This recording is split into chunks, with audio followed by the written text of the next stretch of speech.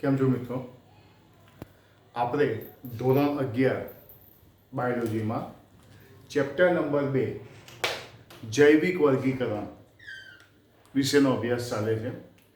ગયા લેક્ચરની અંદર આપણે પ્રસ્તાવના વિશેની માહિતી જોઈ હતી. પ્રસ્તાવના યાદ છે? વર્ગીકરણ, કે વર્ગીકરણ જે છે એની અંદર કયા કયા વૈજ્ઞાનિકોએ પોતાનું યોગદાન આપ્યું, સમયાંતરે વર્ગીકરણ પદ્ધતિમાં શું કામ ફેરફાર કરવામાં આવ્યો, પાંચ સૃષ્ટિ વર્ગીકરણ પદ્ધતિ જે RH વિટેકરે આપી એની અંદર કઈ કઈ સૃષ્ટિનો સમાવેશ થાય છે, અને ત્યાર પછી આપણે જોયું ત્રિક્ષેત્રીય વર્ગીકરણ પદ્ધતિ કે જે હુસ નામના વૈજ્ઞાનિકે આપી હતી. એ બધી શું હતી? પ્રસ્તાવના. ઓકે, કે સૌથી પહેલા એક વૈજ્ઞાનિક આવ્યો એરિસ્ટોટલ, કે જેને સજીવોનું વર્ગીકરણ કરેલું. તેને વનસ્પતિને વૃક્ષ, શ્રુપ અને છોડમાં વિભાજિત કરી હતી. જ્યારે પ્રાણીઓને લાલ રુધિર ધરાવે અને લાલ રુધિર ન ધરાવે તેની અંદર વર્ગીકૃત કરેલા, આપણને ખ્યાલ છે બધાને. ત્યાર પછી આપણે જોયેલા કેરોલસ લિનિયસ, કે જેને વર્ગીકરણમાં બે વર્ગીકરણ કર્યું, વનસ્પતિ સૃષ્ટિ અને પ્રાણી સૃષ્ટિ. વર્ગીકરણ બહુ સરળમાં સરળ જો આપ્યું હોય તો લિનિયસે આપેલું સમજવામાં સરળ હતું, પણ એની અંદર પણ મેં તમને કહેલું ડ્રોબેક હતો. ઘણા સજીવો એવા હતા કે જે વનસ્પતિ સૃષ્ટિ કે પ્રાણી સૃષ્ટિમાં સમાવાયા ન હતા, કે બંનેમાંથી કોઈની અંદર પણ તેનો સમાવેશ થતો ન હતો. એટલે જે લિનિયસની વર્ગીકરણ પદ્ધતિ હતી એ પણ લાંબો સમય સુધી ન ચાલી. વર્ગીકરણ પદ્ધતિમાં સમયાંતરે થોડો ફેરફાર કરવામાં આવ્યો. RH વિટેકર, કે જેમણે પાંચ સૃષ્ટિ વર્ગીકરણ પદ્ધતિ આપી હતી, મોનેરા, પ્રોટિસ્ટા, ફૂગ, વનસ્પતિ સૃષ્ટિ અને પ્રાણી સૃષ્ટિ. એની અંદર પણ ત્રિક્ષેત્રીય વર્ગીકરણ પદ્ધતિ હુસ જેને આપી હતી, ત્રિક્ષેત્રીય વર્ગીકરણ પદ્ધતિ, એને પણ વર્ગીકરણ દર્શાવ્યું. અગાઉની વર્ગીકરણ પદ્ધતિમાં શું શું ભૂલ હતી એ બધી ભૂલો તેને કહી અને તેને પણ પોતાનું યોગદાન આપ્યું. તો ઇન શોર્ટ આપણે જે પાંચ સૃષ્ટિ વર્ગીકરણ પદ્ધતિમાં પહેલું જે હતું મોનેરા, એનો આપણે અભ્યાસ કરવાનો છે. ત્યાર પછી પ્રોટિસ્ટા વિશે અને પછી આપણે ભણીશું ફૂગ વિશે. એટલે કે મોનેરા, પ્રોટિસ્ટા અને ફૂગ ભણવાનું છે. વનસ્પતિ સૃષ્ટિ તો આખું ચેપ્ટર નંબર 3 વનસ્પતિ સૃષ્ટિ જ ભણવાની છે. અને ચોથું ચેપ્ટર જે પ્રાણી સૃષ્ટિ એ આખું ચેપ્ટર નંબર 4 આપેલું છે. એટલે આજે યુનિટ નંબર 1 જે છે તેની અંદર તમે પહેલું ચેપ્ટર જે તમે ભણ્યા વર્ગીકરણની પાયામાં જાતિ, પ્રજાતિ, કુળ, ગોત્ર શું છે તેના વિશેની માહિતી જોઈ. ચેપ્ટર નંબર 2 ની અંદર આપણે 3 વસ્તુ પર ખાસ ભર આપીશું: મોનેરા સૃષ્ટિ, પ્રોટિસ્ટા સૃષ્ટિ, ફૂગ સૃષ્ટિ. ચેપ્ટર નંબર 3 માં વનસ્પતિ સૃષ્ટિ વિશે અને ચેપ્ટર નંબર 4 માં પ્રાણી સૃષ્ટિનો આપણે અભ્યાસ કરવાનો છે. તો આજે આપણે ભણવાનું છે મોનેરા વિશે. મોનેરા સૃષ્ટિ વિશે આપણે ભણવાનું છે. જો કે ગયા વિડીયોની અંદર મેં તમને મોનેરા વિશે માહિતી, મોનેરા અને આર્કીબેક્ટેરિયા વિશેની માહિતી મેં તમને ગયા વિડીયોની અંદર આપી દીધી છે. આજે આમ તો આપણે યુ બેક્ટેરિયા અને માઇક્રોપ્લાઝ્મા જ ભણવાનું છે, પણ છતાં પણ ગયા વિડીયોની અંદર જે આપણે મોનેરા સૃષ્ટિ વિશે બેઝિક માહિતી જોઈ હતી, આર્કીબેક્ટેરિયા જોઈ હતી, એનું આપણે ખાલી એકવાર અહીંયા શું કરીશું? પુનરાવર્તન કરીશું. અને પછી આપણે જઈશું યુ બેક્ટેરિયા અને માઇક્રોપ્લાઝ્મા તરફ. જૂનો વિડીયો જે છે લેક્ચર નંબર 2 નો એ તમે જોઈ શકો છો. આ લેક્ચર નંબર 3 આપણો સ્ટાર્ટ થાય છે. મોનેરા સૃષ્ટિ સૌથી પહેલાં આપણે થોડું બેઝિક જે આગળ ભણી ગયા છો એની ફટાફટ આપણને યાદ છે કે નહીં એ જોઈ લઈએ. તો મોનેરા સૃષ્ટિના મુખ્ય સજીવો બીજું કોઈ નહીં, શું આવે? બેક્ટેરિયા. મોનેરા સૃષ્ટિના મુખ્ય સજીવો શું આવશે? બેક્ટેરિયા. વસવાટ તો મેં તમને કહ્યું ગરમ પાણીના જરાની અંદર રહે છે, સમુદ્રની અંદર જોવા મળે છે. એ બીજે ક્યાં જોવા મળે? રણ પ્રદેશમાં જોવા મળે છે. તો ખારા પાણીની અંદર જોવા મળશે. એના શું છે? વસવાટ. તો આપણે વાત કરી રહ્યા છે મોનેરા. તો સૌથી પહેલા મુખ્ય સજીવો તરીકે આપણે શું લઈશું? બેક્ટેરિયા. પછી વસવાટ. જૂના લેક્ચરનું થોડું આપણે યાદ કરીશું. તો વસવાટમાં મેં તમને કહ્યું તે વિપુલ પ્રમાણમાં જોવા મળતા સૂક્ષ્મ જીવાણુઓ છે. ગરમ પાણીના જરામાં જોવા મળે છે, રણ પ્રદેશમાં જોવા મળે છે, બરફમાં જોવા મળે છે, ઊંડા મહાસાગરોમાં કે જ્યાં જૂજ પ્રમાણમાં બીજા જૈવ સ્વરૂપો જીવી શકે છે તેવા નિવાસ સ્થાનોમાં જોવા મળે છે. આ ઉપરાંત તે પરોપજીવી તરીકે અન્ય સજીવોમાં પણ જોવા મળે છે. ઓકે, તો મુખ્ય સભ્યો તરીકે એના મુખ્ય સભ્યોમાં નામ શું આવશે? બેક્ટેરિયા. બેક્ટેરિયા પછી આપણે વાત કરી તે કઈ કઈ જગ્યાએ જોવા મળે છે, તો એ પણ તમને બધાને થઈ જશે, વાંધો નહીં આવે. બેક્ટેરિયાના આકારને આધારે પ્રકારો. તો બેક્ટેરિયાના આકારને આધારે પ્રકારો એટલે કે જીવાણુમાં ગોલાણુ, દંડાણુ, વક્રાણુ અને સલ્પાણુ. જે આપણને ખબર છે ગોલાણુ, દંડાણુ, વક્રાણુ અને શું આવશે સલ્પાણુ એ જેના આકારને આધારે 4 પ્રકારોમાં વિભાજિત કરી શકાય છે. રચના ખૂબ જ જટિલ છે. રચના સોરી અહીંયા પોષણ પદ્ધતિમાં હું તમને કહીશ. રચના તો એની કેવી છે સરળ છે. એની રચના કેવી છે કે બેક્ટેરિયા જે છે એ બેક્ટેરિયા રચના સરળ છે પણ પોતાની વર્તણૂકની બાબતમાં કેવા છે જટિલ છે. જે તેની વર્તણૂકમાં શું દર્શાવે છે જટિલતા દર્શાવે છે. પોષણ પદ્ધતિની જો હું પર્ટિક્યુલર વાત કરું તો આપણે ગયા લેક્ચરમાં પણ જોયું હતું તે વિશાળ ચયાપચય વિવિધતા ધરાવે છે. તે શું ધરાવે છે વિશાળ ચયાપચય વિવિધતા ધરાવે છે. મતલબ કે તે સ્વયંપોષી છે. તે કેવા છે સ્વયંપોષી છે. સ્વયંપોષીમાં પ્રકાશ સંશ્લેષી સ્વયંપોષી છે અથવા તો રસાયણ સંશ્લેષી સ્વયંપોષી છે. પરંતુ મોટાભાગના બેક્ટેરિયા જે છે એ કેવા છે પરપોષી છે. મોટાભાગના બેક્ટેરિયા કેટલાક બેક્ટેરિયા પ્રકાશ સંશ્લેષી સ્વયંપોષી છે, કેટલાક રસાયણ સંશ્લેષી સ્વયંપોષી છે, પણ મોટાભાગના બેક્ટેરિયા તો શું છે પરપોષી છે. મોટાભાગના બેક્ટેરિયા કેવા છે પરપોષી છે. તો આ માહિતી આપણી થઈ કોના વિશેની મોનેરા વિશેની માહિતી જે તમે ફરીથી એકવાર ટેક્સ્ટ બુકમાં તમે જોઈ શકો છો. આખું કમ્પ્લીટ એકવાર તમે વાંચી લો મોનેરા વિશે કે મોનેરા સૃષ્ટિના મુખ્ય સભ્યોની વાત કરીએ તો તે કયા છે બેક્ટેરિયા છે. બીજું મેં લખ્યું છે નિવાસસ્થાન. તો નિવાસસ્થાનમાં તમે લખી શકો છો ગરમ પાણીના જરામાં, રણ પ્રદેશમાં, બરફમાં, ઊંડા મહાસાગરોમાં કે જ્યાં જૂજ પ્રમાણમાં બીજા જૈવ સ્વરૂપો જીવી શકે છે તેવા વિપરીત નિવાસસ્થાનોમાં તે જોવા મળે છે. પછી એવું પણ લખી શકાય તેમાંના કેટલાક પરોપજીવી છે જે અન્ય સજીવોમાં કે સજીવો પર જીવન ગુજારે છે. હવે સૌથી પહેલાં આપણે વાત કરીશું આર્કીબેક્ટેરિયાની. સૌથી પહેલાં આપણે વાત કોની કરીશું આર્કીબેક્ટેરિયા. આર્કીબેક્ટેરિયા જોવા જઈએ તો એક વિશિષ્ટ પ્રકારના બેક્ટેરિયા છે. આર્કીબેક્ટેરિયા જે છે એ વિશિષ્ટ પ્રકારના બેક્ટેરિયા છે. તે ગરમ પાણીના જરામાં જોવા મળે છે. ગરમ પાણી એને આપણે નામ આપેલું હેલોફિલસ યાદ છે કે વસવાટમાં આપણે કહીશું અતિશય ક્ષારવાળી જગ્યા તો હેલોફિલસ, ગરમ પાણીના જરામાં તો થર્મો એસિડોફિલસ આપણે કહીશું. ફરીથી એકવાર ક્ષારવાળી જગ્યા તો હેલોફિલસ કહીશું, ગરમ પાણીના જરા તો આપણે એસિડોફિલસ કહીશું થર્મો એસિડોફિલસ. કઠણ ભૂમિમાં તો જેને આપણે શું કહીશું મિથેનોજિન્સ બેક્ટેરિયા. આમની જે કોષ દિવાલ જે છે પેપ્ટિડોગ્લાયકેનની બનેલી હોતી નથી. વિશેષતા એવી છે કે ગમે તેવી વિપરીત પરિસ્થિતિ હોય તો પણ તેઓ જીવી શકે છે. ગમે તેવી વિપરીત પરિસ્થિતિ હોય તેઓ જીવી શકે છે. અને આર્કીબેક્ટેરિયાનો છેલ્લો મુદ્દો એવો હતો ગાય અને ભેંસ જેવા ચરતા પ્રાણીઓની પાચન નળીમાં મિથેનોજિન્સ બેક્ટેરિયા આવેલા હોય છે. ગાય અને ભેંસ જેવા ચરતા પ્રાણીઓની પાચન નળીમાં મિથેનોજિન્સ બેક્ટેરિયા આવેલા હોય છે. આ મિથેનોજિન્સ બેક્ટેરિયા જે છે એનો ઉપયોગ શામાં થાય છે બાયોગેસમાં થાય છે. એનો ઉપયોગ એના જે છાણ છે એ છાણનો ઉપયોગ બાયોગેસ પ્લાન્ટમાં થાય છે. બાયોગેસમાંથી આપણને જે વાયુ મેળવવામાં આવે છે વાયુ કયો છે મિથેન વાયુ છે. તો આપણે મોનેરા સૃષ્ટિ વિશે અને આર્કીબેક્ટેરિયા વિશે ગયા લેક્ચરની અંદર આપણે ગયા વિડીયોની અંદર ભણી જ ગયેલા. અહીંયા ફરીથી આપણે બંનેની વિશેની શું લીધી માહિતી લીધી. મોનેરા સૃષ્ટિ પણ જોયું અને આર્કીબેક્ટેરિયા પણ જોયું. હવે આપણે જે શીખવાનું છે એ છે યુ બેક્ટેરિયા. હવે જે આપણે શીખવાનું છે એ શું છે યુ બેક્ટેરિયા. હજારોની સંખ્યામાં હોય છે. યુ બેક્ટેરિયા કે અન્ય બેક્ટેરિયા હજારોની સંખ્યામાં હોય છે. એટલે હજારોની સંખ્યામાં જે જોવા મળે છે એ કયા છે યુ બેક્ટેરિયા. યુ બેક્ટેરિયાનું જો આપણે વર્ગીકૃત કરવું હોય તો સસ્તન કોષ દિવાલ અને ચલિત હોય તો કશા. આ જે છે સસ્તન કોષ દિવાલ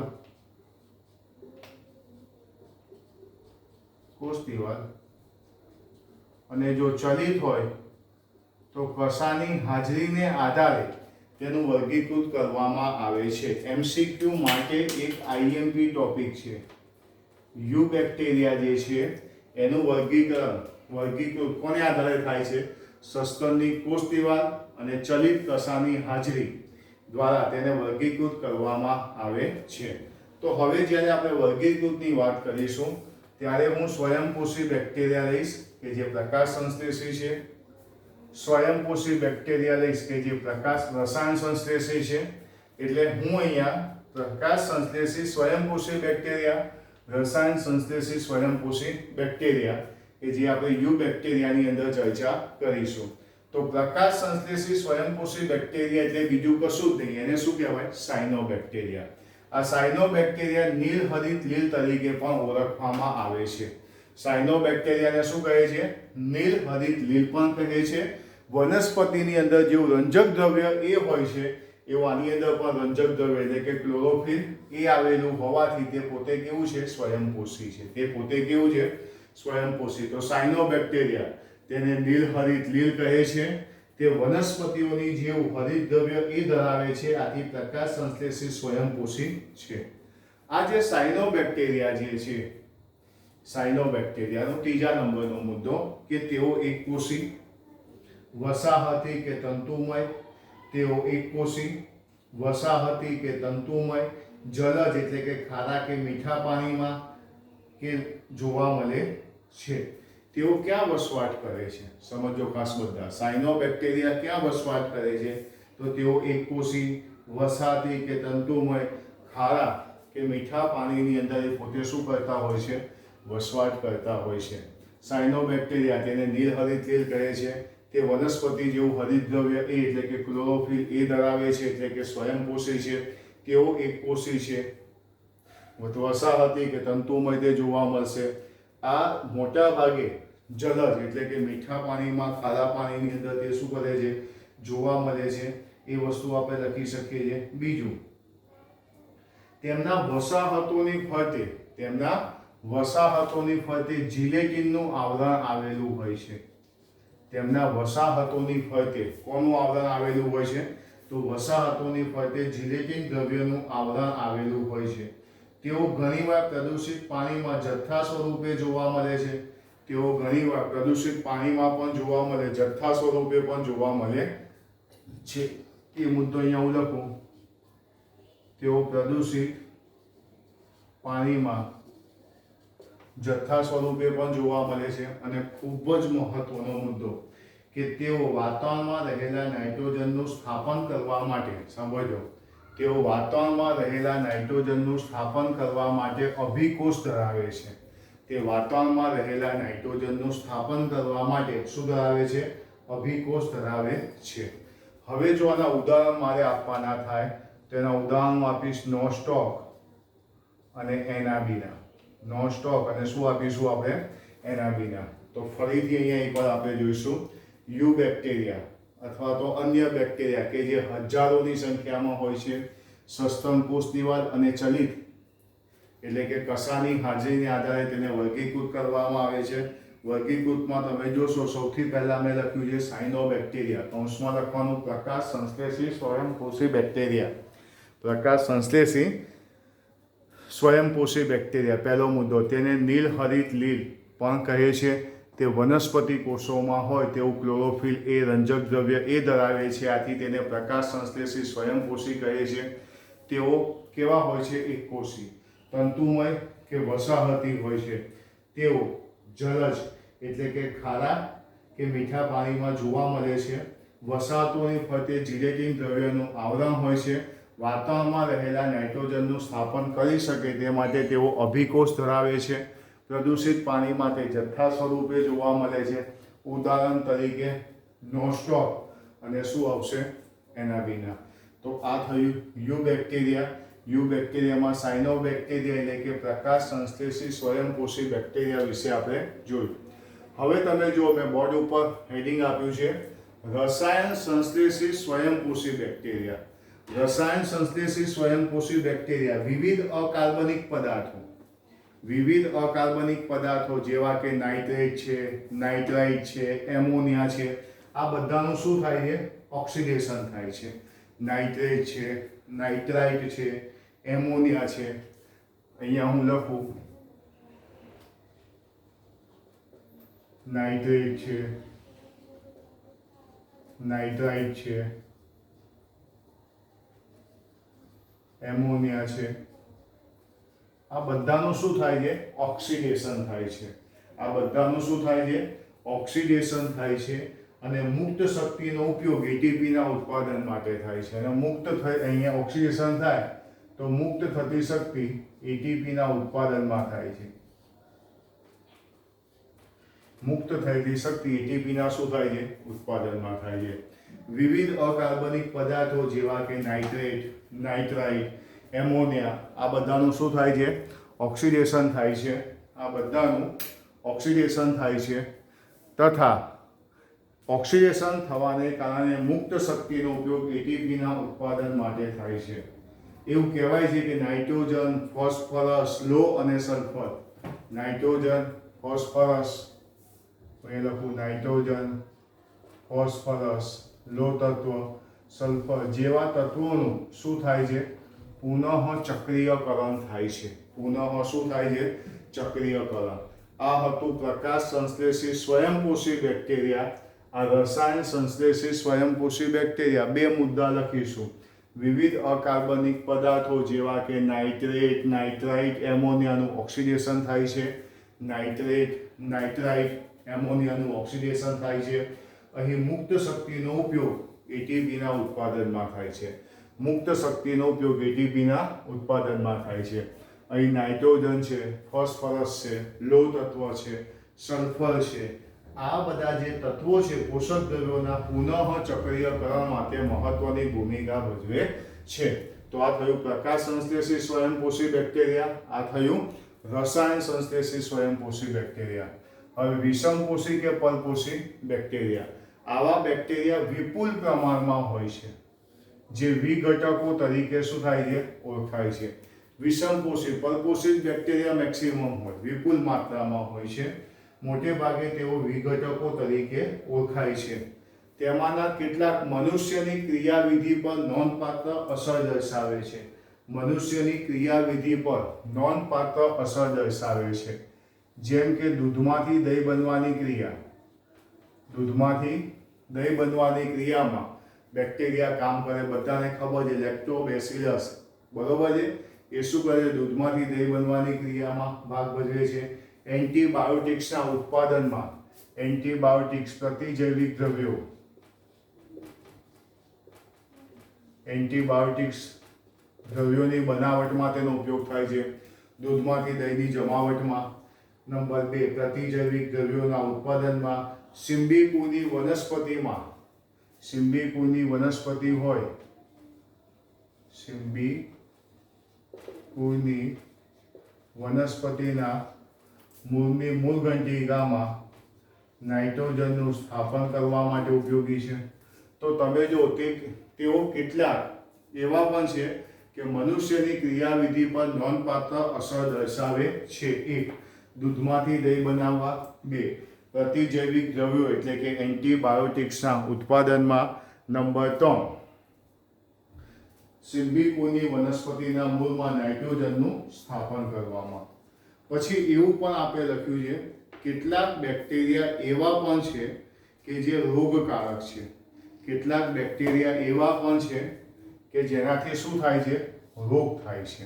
એટલે કેટલાક બેક્ટેરિયા એવા છે જે રોગકારક છે. તે મનુષ્યમાં, પાકમાં, ખેતીમાં મદદરૂપ હોય તેવા પ્રાણીઓના તથા પાલતુ પ્રાણીઓના જીવન પર નુકસાન પહોંચાડે છે. કે આ રોગકારક છે. એ મનુષ્ય છે, પાક છે, પછી પ્રાણી હોય, પાલતુ પ્રાણીનું જીવન હોય, આ બધામાં શું છે? એની ખરાબ અસર જોવા મળે છે. તેની અંદર શું કરે છે? રોગકારકો તરીકે વર્તે છે. કોલેરા, ટાઇફોઇડ, ધનુર, સાઇટ્રસ કેન્કર વગેરે જાણીતા રોગો બેક્ટેરિયા દ્વારા થાય છે. કોલેરા, ટાઇફોઇડ, ધનુર, સાઇટ્રસ કેન્કર, આ બધા રોગો બેક્ટેરિયા દ્વારા થાય છે. તો બેક્ટેરિયા દ્વારા કયા કયા રોગો થાય છે?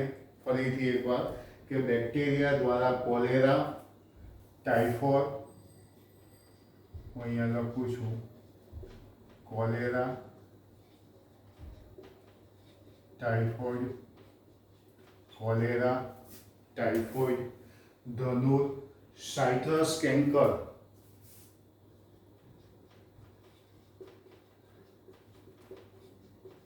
જેવા બેક્ટેરિયાથી થતા શું છે? આ બધા રોગોના નામ છે. તો બેક્ટેરિયા જે છે કેટલાક રોગકારક પણ છે. મનુષ્ય, પછી આપણે લખ્યું છે પાક, ખેતીમાં મદદરૂપ પ્રાણીઓ, પાલતુ પ્રાણીઓના જીવન પર નુકસાન કરે છે.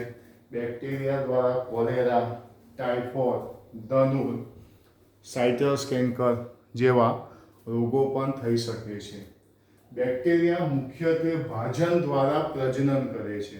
બેક્ટેરિયા જે છે એ ભાજન દ્વારા શું કરે છે? પ્રજનન કરે છે, ભાજન પદ્ધતિ દ્વારા. પ્રતિકૂળ સંજોગો દરમિયાન તેઓ બીજાણુ ઉત્પન્ન કરે છે. પ્રતિકૂળ પરિસ્થિતિ દરમિયાન તેઓ બીજાણુ ઉત્પન્ન કરે છે, એટલે કે બીજાણુ નિર્માણ કરે છે. પ્રતિકૂળ પરિસ્થિતિ દરમિયાન તેઓ બીજાણુ નિર્માણ કરે છે. એક બેક્ટેરિયામાંથી બીજા બેક્ટેરિયામાં પ્રાથમિક પ્રકારની ડીએનએની આપલે દ્વારા લિંગી પ્રજનન પણ કરે છે. એક બેક્ટેરિયામાંથી બીજા બેક્ટેરિયામાં પ્રાથમિક ડીએનએ આપલે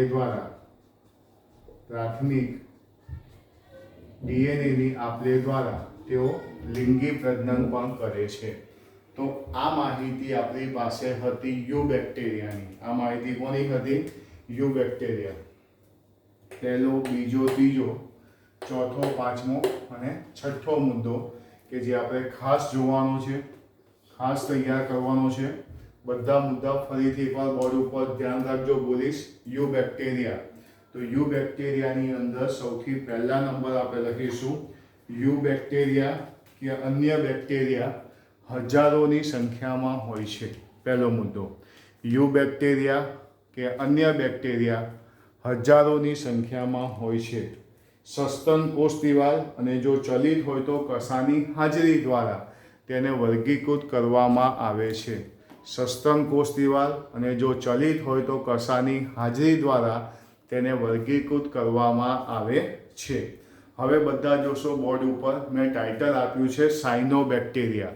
કૌંસમાં લખ્યું પ્રકાશ સંશ્લેષી સ્વયંપોષી બેક્ટેરિયા. જો તમે સાયનોબેક્ટેરિયા ના લખો અને ડાયરેક્ટ લખો પ્રકાશ સંશ્લેષી સ્વયંપોષી બેક્ટેરિયા તો પણ ચાલે. એની અંદર પેટા મુદ્દા 6 છે, એ ભૂલાય નહીં. સૌથી પહેલો પેટા મુદ્દો, નીલહરિત લીલ ને સાયનોબેક્ટેરિયા કહે છે. સાયનોબેક્ટેરિયા વનસ્પતિની જેમ ક્લોરોફિલ એ ધરાવતું હોવાથી સ્વયંપોષી છે. તે કઈ કઈ જગ્યાએ વસવાટ કરે તો લખવાનું તે એકકોષી, વસાહતી કે તંતુમય જલજ એટલે કે ખારા કે મીઠા પાણીની અંદર વસવાટ કરે છે. તેના વસાહતોની ફરતે આવરણ આવેલું હોય છે. તેના વસાહતોની ફરતે જિલેટિન દ્રવ્યનું બનેલું હોય છે. પ્રદૂષિત પાણીમાં તે જથ્થા સ્વરૂપે જોવા મળે છે. તેમાંના કેટલાક સજીવો એવા પણ છે જે વાતાવરણમાં રહેલા નાઇટ્રોજનનું સ્થાપન કરવા માટે વિશિષ્ટ પ્રકારના કોષો ધરાવે છે, જેને અભિકોષ કહે છે. ઉદાહરણ તરીકે શું આવશે? નોસ્ટોક અને એનાબિના. એટલે કે આપણો અહીં 50% જવાબ તો પૂરો થયો. 3 મુદ્દા અહીં આપણે લખી નાખ્યા.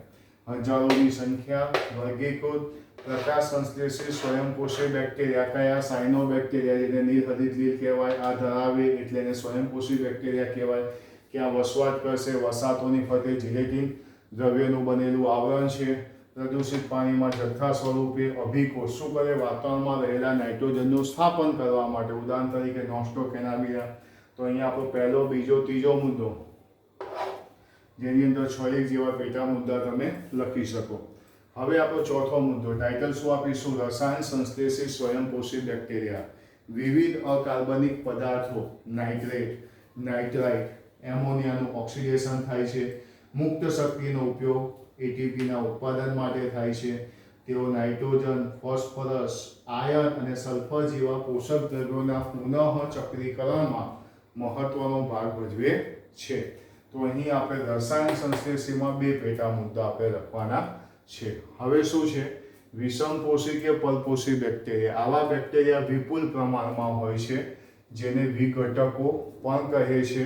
તે મનુષ્યની ક્રિયાવિધિ પર નોંધપાત્ર અસર દર્શાવે છે. એક, દૂધમાંથી દહીંની બનાવટમાં, પ્રતિજૈવિક દ્રવ્યો એટલે કે એન્ટીબાયોટિક્સની બનાવટમાં, અને ત્રીજા નંબરની આપણે વાત કરીએ તો સિમ્બિકુની વનસ્પતિના મૂળની મૂળગંડિકા પર નાઇટ્રોજનનું સ્થાપન કરવા માટે.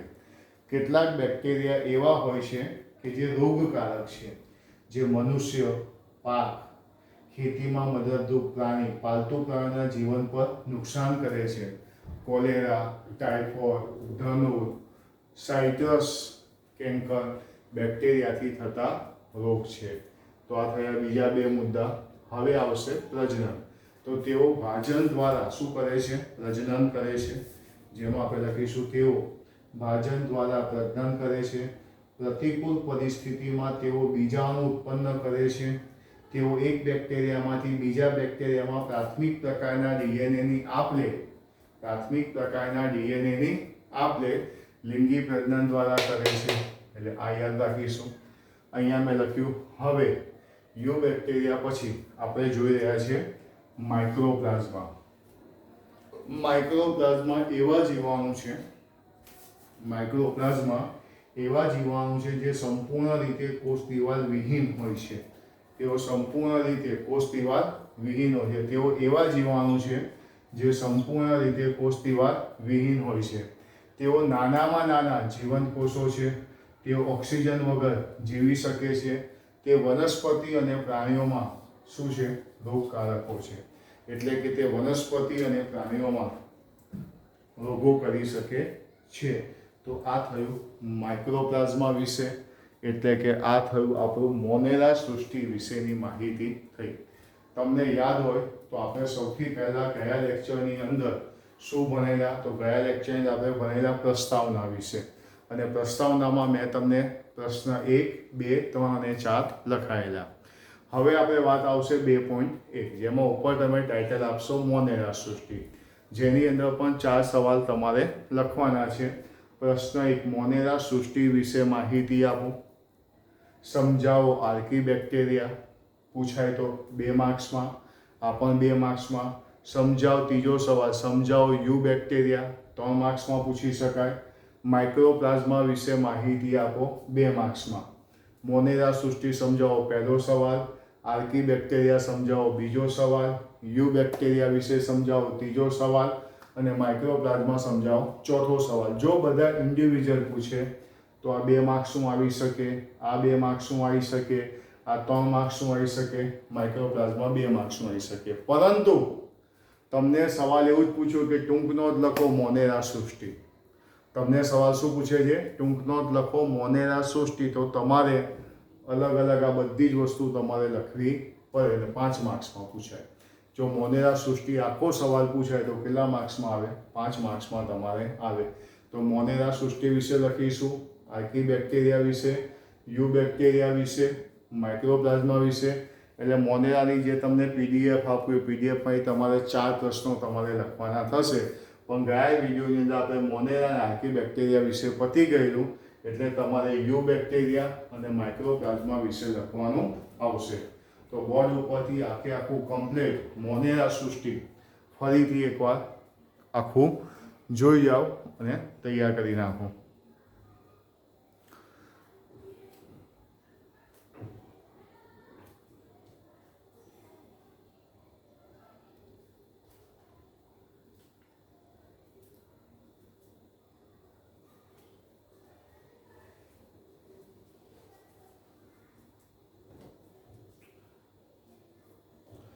મોનેરા સૃષ્ટિમાં 4 સવાલ તમારે તૈયાર કરવાના છે. મોનેરા સૃષ્ટિ વિશે માહિતી આપો, આર્કી બેક્ટેરિયા વિશે માહિતી આપો, યુ બેક્ટેરિયા વિશે માહિતી આપો, માઇક્રોપ્લાઝ્મા વિશે માહિતી આપો.